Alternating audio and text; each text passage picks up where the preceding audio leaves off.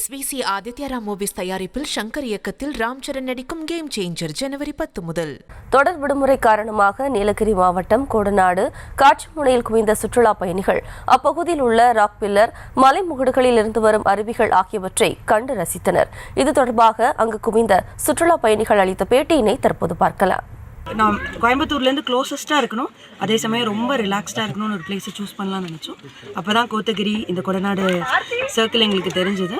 இந்த பிளேஸில் நீங்கள் பார்த்தீங்க அப்படின்னா இந்த வியூ பாயிண்ட்லேருந்து கர்நாடகா பார்டர், அதுக்கப்புறம் மாயாறு, இந்த சைடில் ஒரு அருவி, பெரிய ராக் பில்லர்ஸ், இதெல்லாம் வந்து ரொம்ப ரிலாக்ஸிங்காக ஃபேமிலி டைமுக்கு வந்து ரொம்ப ஸ்லோ மூவிங் லைஃபாக ரொம்ப அழகாக இருக்குது. இப்போ வர வழியிலே நல்லா க்ளவுடியாக மிஸ்டியாக இருக்குது.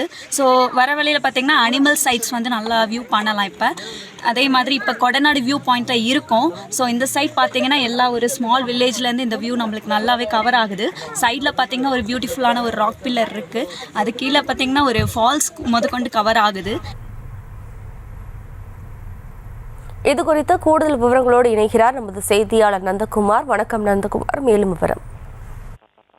ஜெயசரி, நிச்சயமாக வார விடுமுறை காரணமாக நீலகிரி மாவட்டம் கோடநாடு காட்சிமுனையில் குடும்பமாக குவியும் சுற்றுலா பயணிகள் சமவெளி பகுதியில் அதிக வெயில் காணப்படுவதால் வார விடுமுறை என்பதாலும் சமவெளி பகுதியில் இருந்து சுற்றுலா பயணிகள் கோடநாடு காட்சிமுனையை காண குடும்பமாக வந்துள்ளனர்.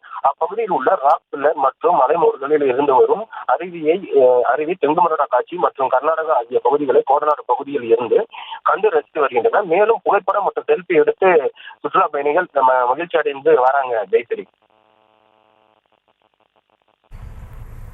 விவரங்களுக்கு நன்றி நந்தகுமார். SVC ஆதித்யா ராம் மூவிஸ் தயாரிப்பில் சங்கர் இயக்கத்தில் ராம் சரண் நடிக்கும் கேம் சேஞ்சர் ஜனவரி 10 முதல்.